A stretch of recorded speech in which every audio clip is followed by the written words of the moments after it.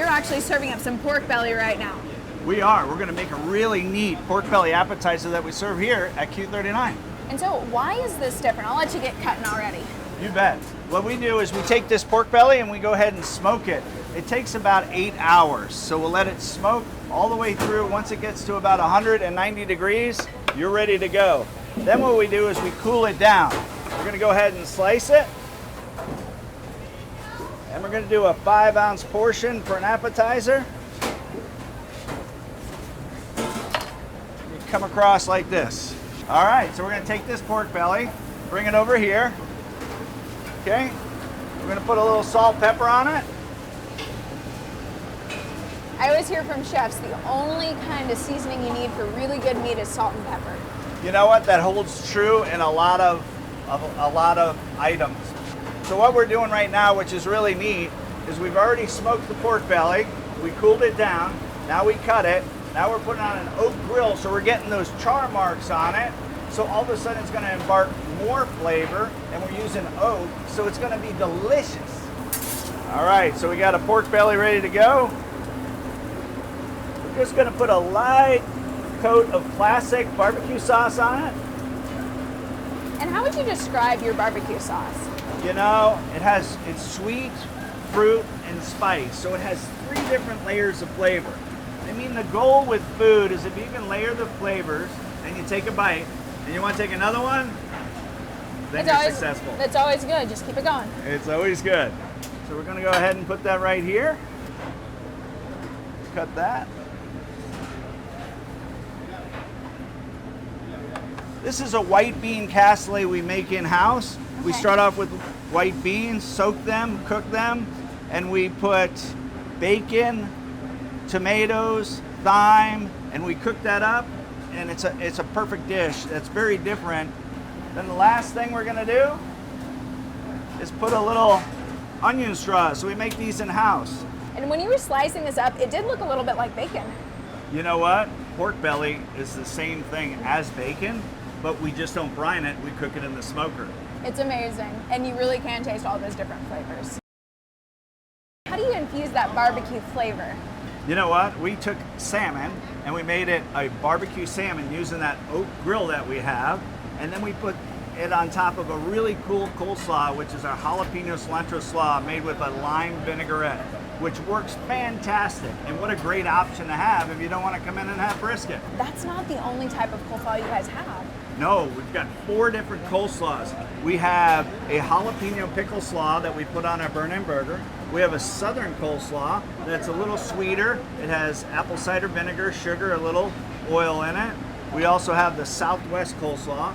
And then for a choice to go with the side, we have an apple coleslaw. So it's a creamy coleslaw with Granny Smith apples and chives. So when you eat it, it's really refreshing, tastes great, and you want to take another bite?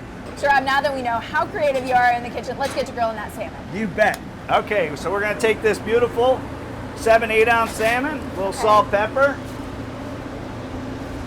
and we're gonna put that right on the grill. So that oak grill right now is gonna embark a great flavor onto that salmon. So we're gonna make this slaw. So we start off with coleslaw, nice thinly sliced. We're gonna put some red peppers, some sliced jalapenos. You know what? Don't get scared. We need the kick, yeah. Yeah, jalapenos are good. Don't use that canned stuff either. Yuck. Put some jalapenos, some red onions. And I love seeing onions in dishes because it can be such an underutilized vegetable when you're at home. You bet. Little cilantro. And then we're gonna put a lime vinaigrette. So what that does is that cuts through the fatty part of the salmon. I'm gonna put a little bit of salt and pepper.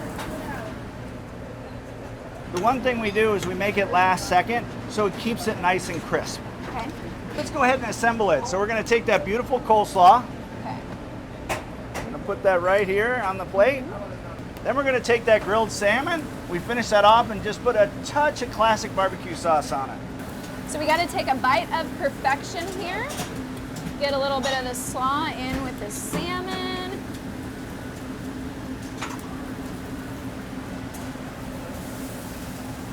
This one I absolutely love, and I would be the woman ordering salmon at a barbecue restaurant. How'd you come up with corn dogs from barbecue?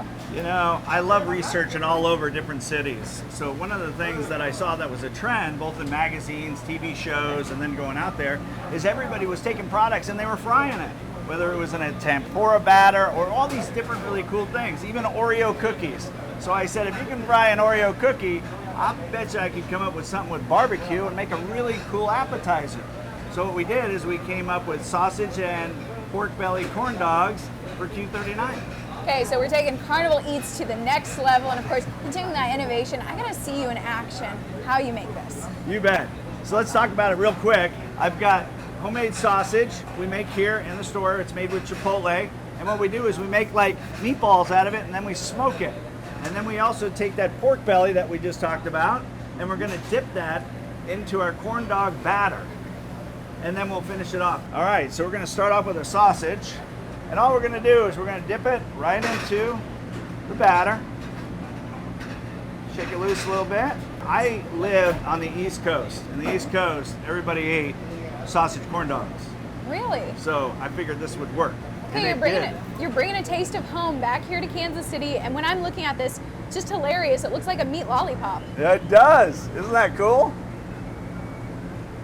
Then once it starts frying, we let that go for 7 minutes. Okay. And presto, look what we have. We Corn have dogs. something served up, ready to go, a carnival treat of our dreams. And what we're gonna do really cool is we're gonna take this barbecue rub, and it's made with a lot of sugar, has cinnamon, nutmeg, all really cool flavors. Look at that. We're gonna put that on there. Then we're gonna take the sausage and put it right here.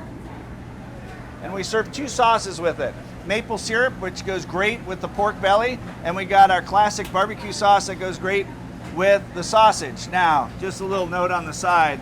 I've tried the sausage and the maple syrup.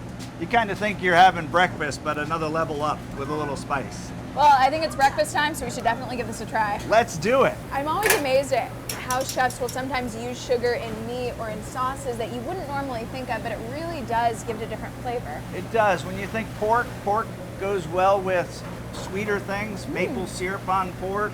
You'll see marmalades on pork. You'll see apple chutneys. So what a great way to roll right into barbecue. So one thing I have to say is you can really taste the meat right through it, and of course you have that sweet on the outside. Well, you got to try the sausage. We'll go for this one Yes, with a little barbecue sauce. barbecue.